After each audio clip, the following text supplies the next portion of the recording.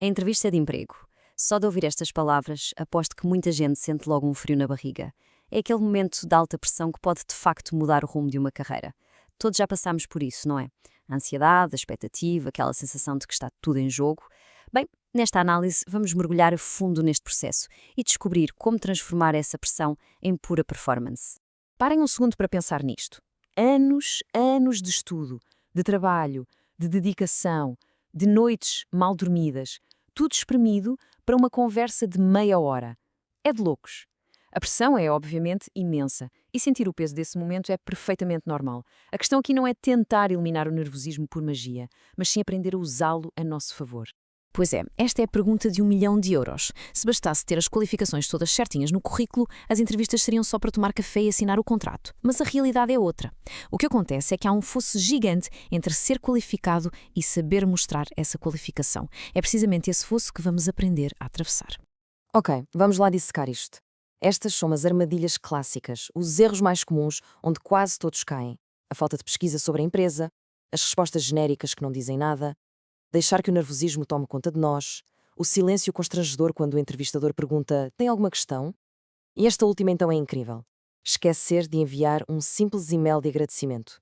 Qualquer um destes pontos pode ser o que nos separa daquela oferta de emprego.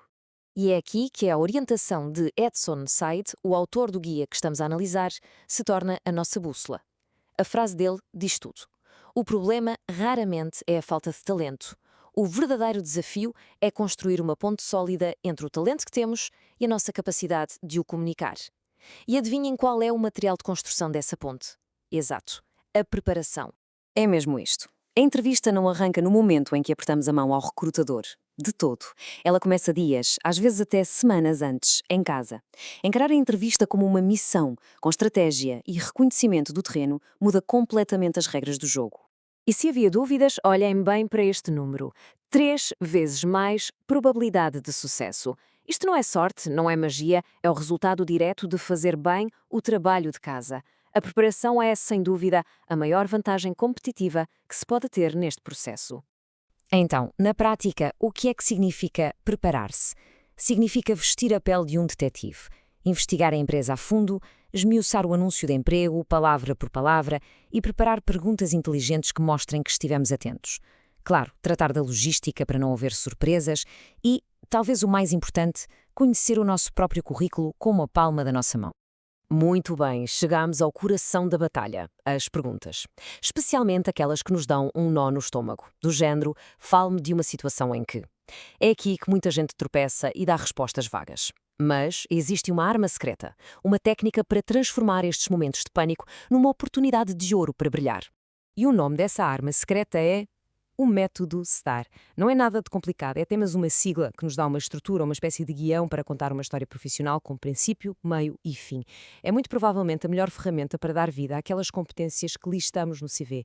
Então, como é que isto funciona? É super fácil de memorizar. S de situação. Onde e quando é que a história se passou? T de tarefa. Qual era a missão, o objetivo? A de ação, o que é que foi feito, passo a passo. E, finalmente, o mais importante, o R de resultado. Qual foi o impacto, o que é que mudou, de preferência com números?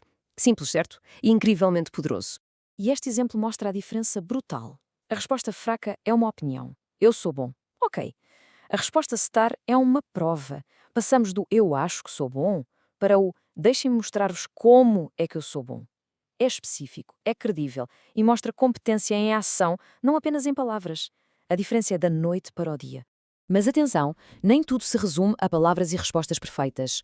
Muito antes de usarmos o método STAR, a nossa comunicação já começou. O modo como nos sentamos, como olhamos, como nos apresentamos, tudo isso está a enviar mensagens fortíssimas ao entrevistador.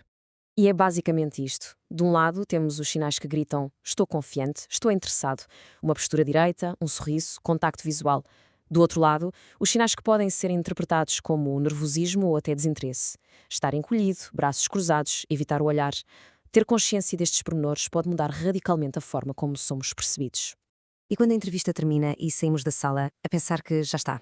Bem, ainda não está. A missão ainda não acabou. Há um passo absolutamente estratégico que a esmagadora maioria das pessoas ignora e pode ser literalmente o que faz a diferença. Este número é de ficar de boca aberta, a sério. Menos de 1 em cada 5 candidatos faz isto. É inacreditável. Enviar um e-mail de agradecimento não é só uma questão de boa educação, é uma jogada estratégica.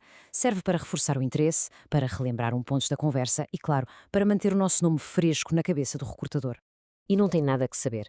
A fórmula é esta: enviar depressa, nas primeiras 24 horas. Um assunto claro, agradecer pelo tempo, personalizar com detalhe da conversa para mostrar que estivemos a ouvir, reforçar o entusiasmo pela vaga e fechar de forma profissional. Simples, rápido e deixa uma imagem de profissionalismo impecável. Claro que tínhamos de falar sobre a parte que ninguém gosta, a rejeição. É inevitável, nem todas as entrevistas vão dar em oferta. Mas a chave aqui é uma mudança de mentalidade. Cada não que recebemos não é um verdito sobre o nosso valor, é informação. São dados. O que é que correu bem? Onde é que posso melhorar?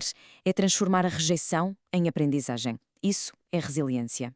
E agora vamos para uma parte super valiosa e específica deste guia, o foco no mercado de trabalho em África lusófona. Porquê? Porque o contexto importa. Importa muito. O que é valorizado num recrutador em Lisboa pode não ser exatamente o mesmo que um recrutador valoriza em Maputo ou em Luanda. E esta tabela é ouro puro, resume de forma brilhante estas diferenças. Vemos que em Moçambique, por exemplo, a capacidade de trabalhar em equipas multiculturais é crucial. Já em Angola, a experiência internacional e as certificações técnicas podem ter um peso enorme. E em Cabo Verde, ser multilíngue e ter boas competências digitais é fundamental. Conhecer isto permite-nos ajustar o nosso discurso e destacar o que é realmente importante para aquele mercado específico. E no fundo, esta ideia resume toda a nossa conversa. O talento já existe. A maioria das pessoas tem talento de sobra. O que esta análise procurou mostrar foram as ferramentas para uma preparação consistente. Porque quando essa preparação se cruza com a oportunidade certa, bem, aí o sucesso é quase inevitável. E por isso mesmo, terminamos com uma pergunta, com um desafio. Porque, no fim de contas, a aplicação de tudo isto está nas mãos de cada um. A informação está aqui, o desafio agora é transformar tudo isto em ação. A questão final é: como é que vai usar esta preparação para garantir que o seu talento não volte a passar despercebido?